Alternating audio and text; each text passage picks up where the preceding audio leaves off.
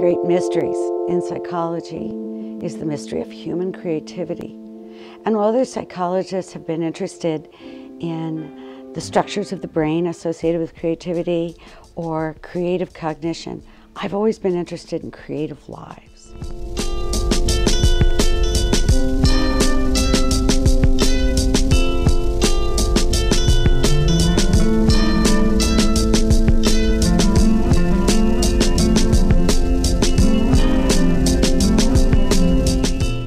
We're a counseling service that works for creative adolescents and young adults.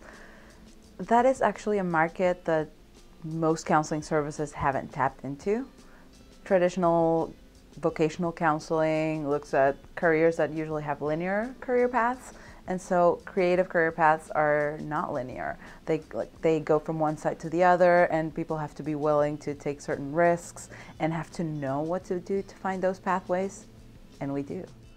CLEOS is one of the, or maybe the only place in the country, even the world, where there's a very specific focus on career counseling for creative individuals.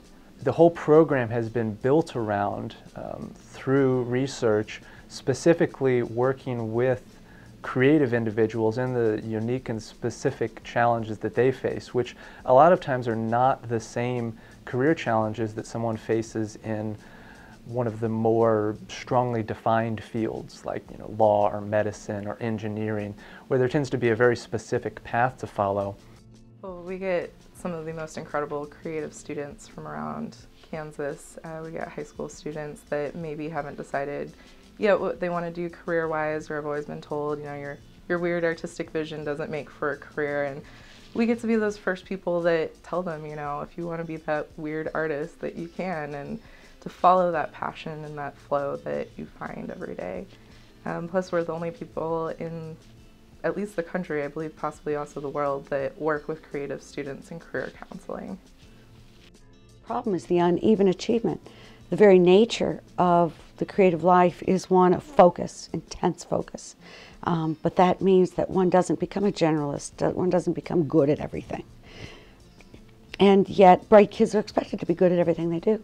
I am creative in that I'm trying to stay very open-minded and open to any and all experiences as possible, and I try to always try new things and let that expand my creativity.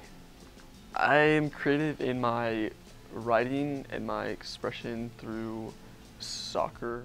Most studies of creativity focus on the creative cognitions or focus on creative problem solving, but few of them focus on the creative individuals, and especially when they're adolescents. So we want to learn, how are they like today? What do they want to do today? And how can we apply that to lead them towards a viable future? Another reason why creative people need a program like CLEOS is misdiagnosis. From the youngest age, highly creative kids are misdiagnosed with ADHD. Now, that's not to say there aren't a great many creative people with ADHD who genuinely struggle with it.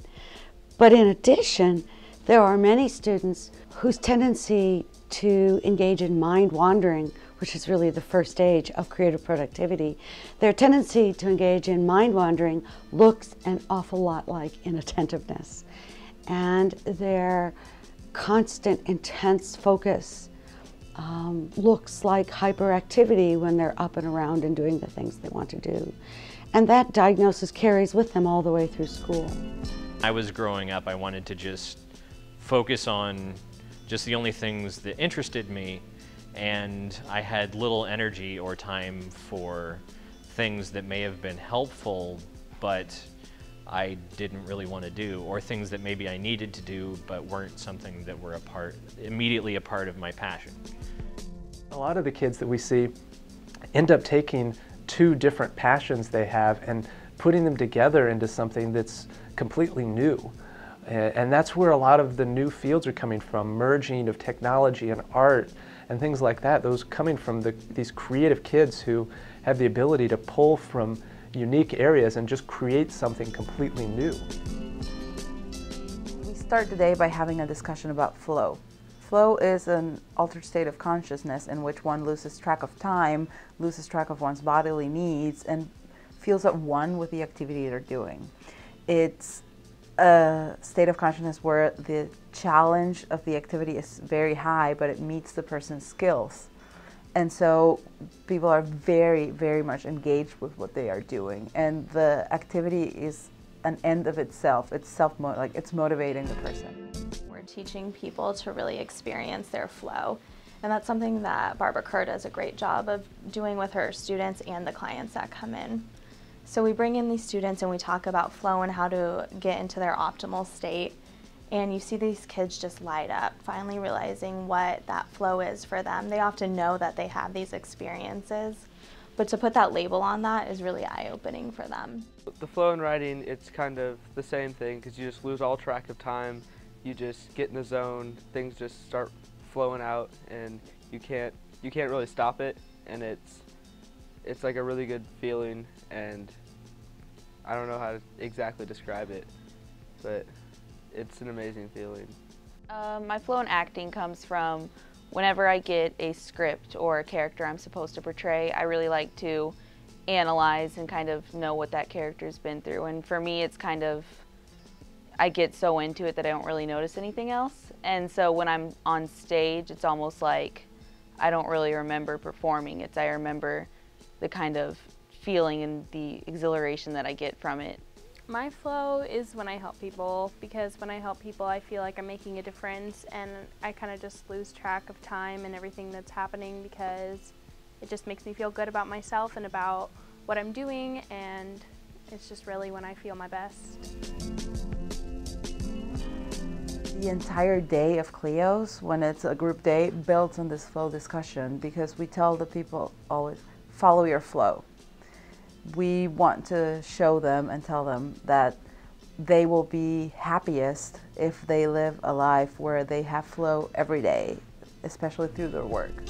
Knowing that about themselves, knowing that this is my unique flow area, really helps kind of set the tone for the rest of the day and where we go with our personality assessments and career counseling choices with that client. For me, something that would have been very valuable growing up, learning that flow is an actual thing, learning that I have a hand in putting myself in the creative mode, that other than waiting for the muse or getting depressed when the muse isn't coming or whatever, if I understood more of the neuroscience, I guess, of it, or just the fact that flow is a thing, that could have been enormously helpful for me.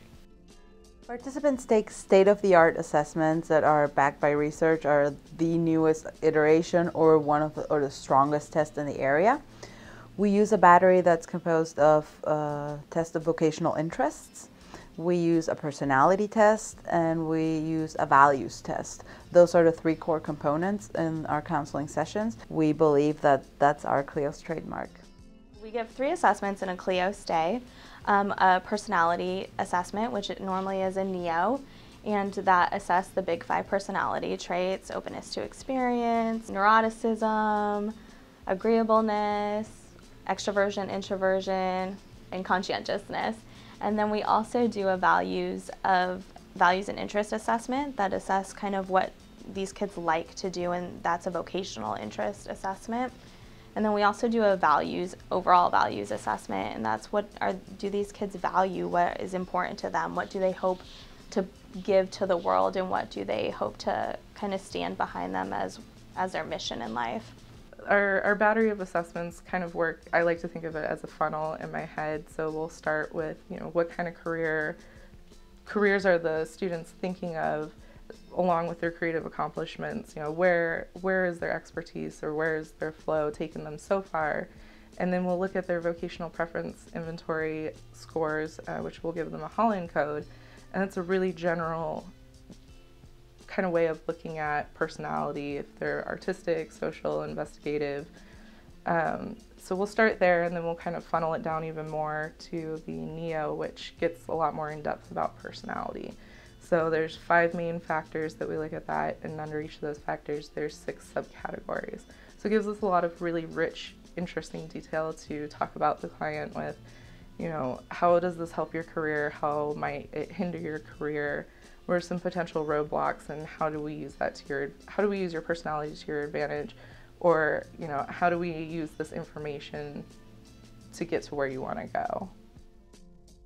And we also offer the ability to really validate their experience of the world, because these highly creative kids tend to just see and hear and feel things differently than the average person.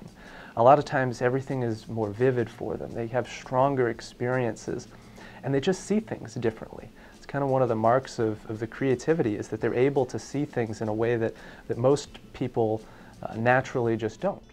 And today I came in expecting to just reinforce what I already knew about myself, but I learned a lot of things that I didn't know and I didn't think that I had about myself, but I learned a lot of things, and it's changed the way that I've looked at my career, which is probably good, but I've learned a lot more about who I am and about how it affects my career. What you want to do, you know, you don't have to be the guy that just chooses what you want. I learned that you can, you know, you have a range of options that you can do, and that you can just choose whatever fits you best. Well, I just went into my counseling, and they told me a lot about my personality and about which careers would be best for me, and the highs and lows of my personality, and basically what is beneficial to go in careers, and definitely what would be best for me, which was very interesting. I already knew what I thought about myself and what I was capable of and everything, but before that I never really got how it all fit together, and it was in the same dimension when I really didn't think it was. So it kind of showed me how everything connects when previously I didn't think it did. I plan on working in intelligence someday, which goes well with the investigative part of my test results.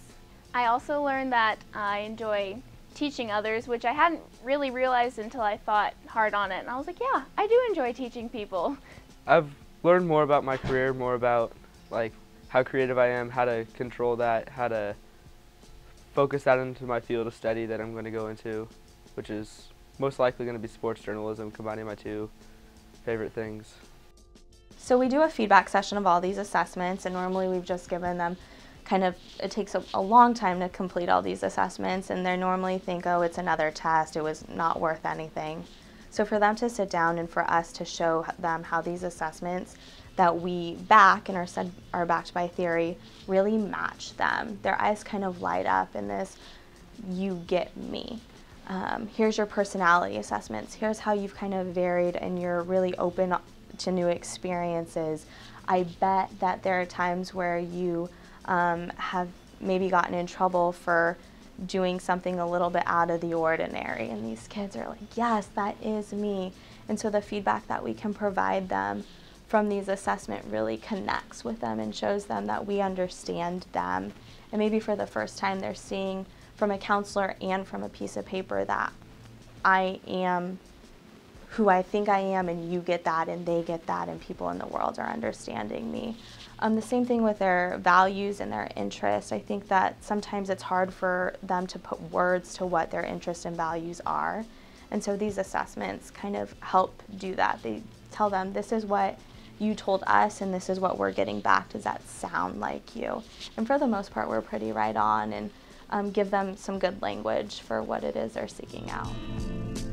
It's really interesting to engage people in the Perfect Future Day, because it's a guided visualization, and when people are able to actually get into it, they are surprised oftentimes by how easily their career or their occupation or what it is, the type of work that they're doing, how easily that comes to them, and how they notice that they can just slip into that flow even through a visualization. When people process it, the thing that comes out is hope.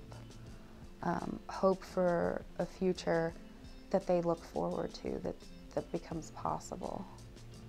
My future perfect day, they took us through it, and I woke up and I was in an apartment with my roommate, and we got up and we went to rehearsal. We walked to rehearsal from our apartment. I assume it's New York.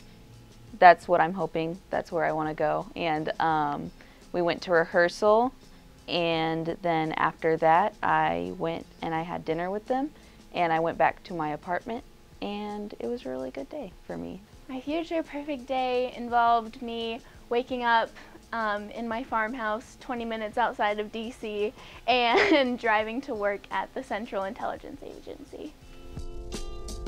In the afternoons, after the kids have gone through their whole creative day, we take them over to the Lawrence Create Makerspace.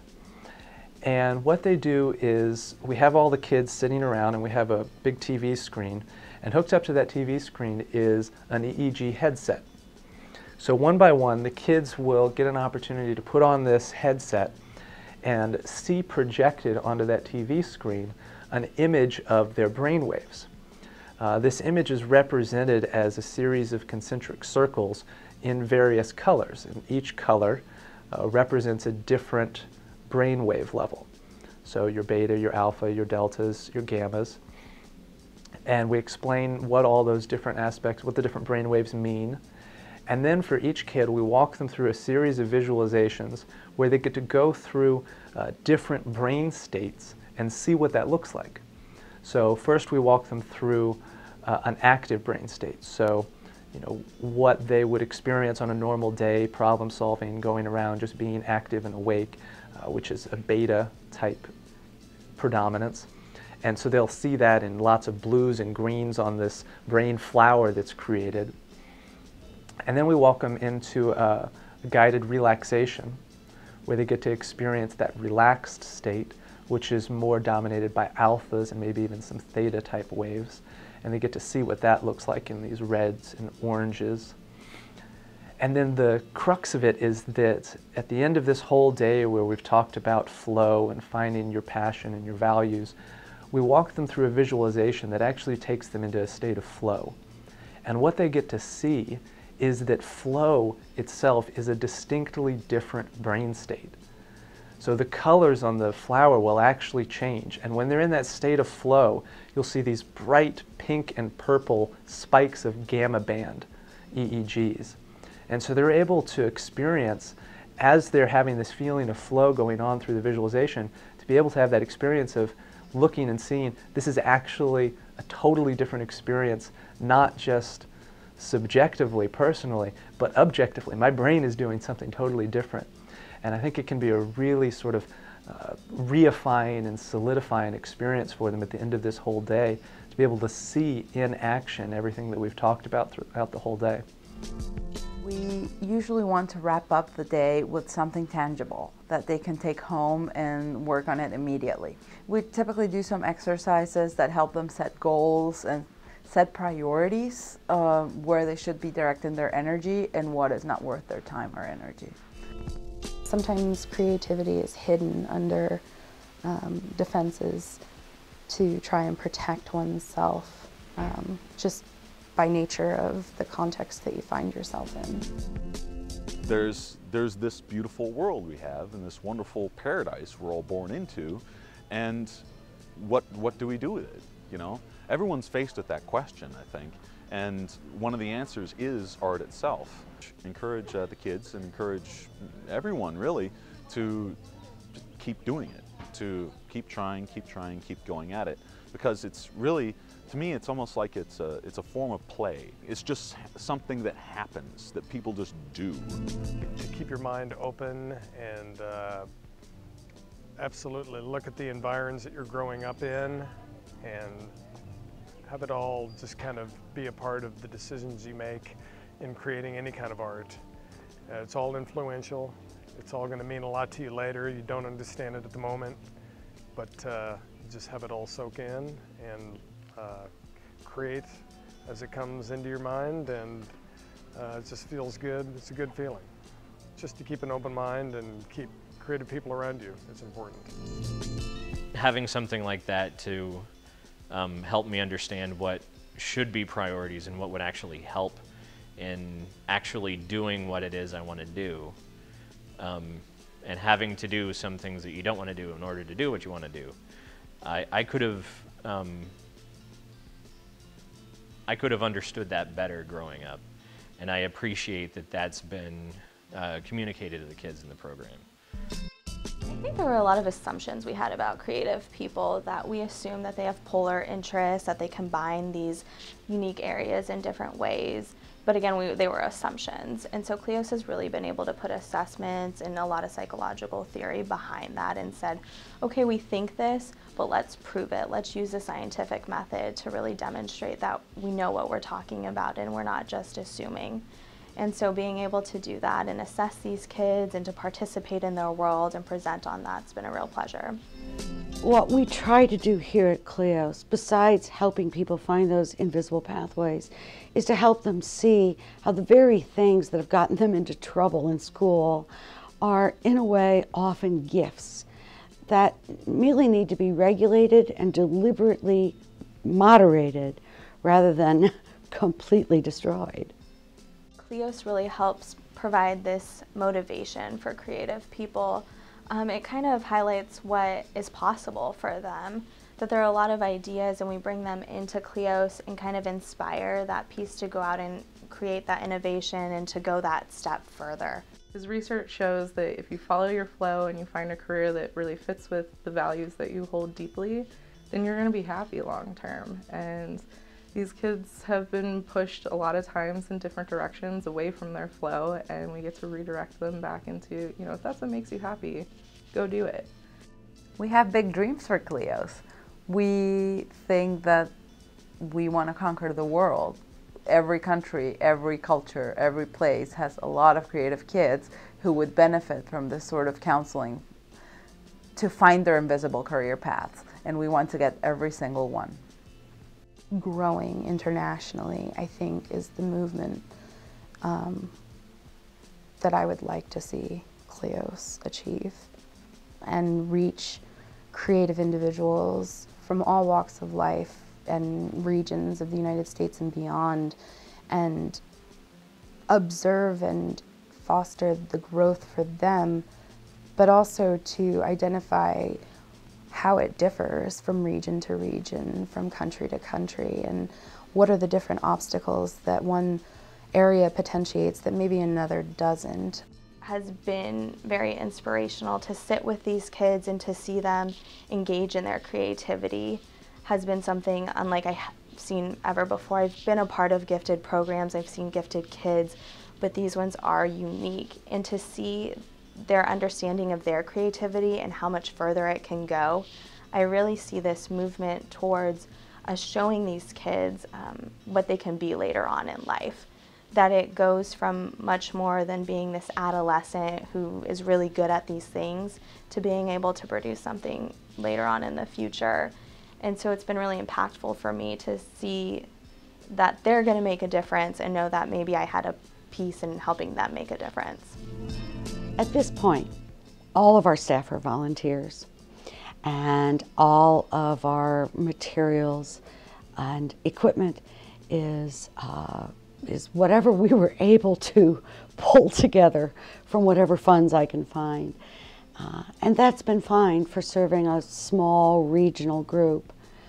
But in order to reach all the creative young people out there who really need these services, it's important that we expand and that we seek the funding that's needed. It's crucial for us to be able to offer this program to creative kids across all the country, across all the world, regardless of socioeconomic status, possibilities of accessing a university. Some of them do not know that this is available to them. Some of them are aware but are not able to afford it. And we think that should not be a barrier to help every creative kid reach their potential. So many creative young people cannot afford the kind of services that we can provide here. That's because creative people come from all classes and all cultures. Whereas you'll often see gifted programs being labeled as elitist or only for the 1%. The extraordinary thing about creativity is that it emerges everywhere, from the trailer villages all the way to the posh suburbs. The creative kids are everywhere, but not all of them can afford these kinds of services. And so we would like to now take this army of counselors that we've developed who are all incredibly skilled at working with creative people.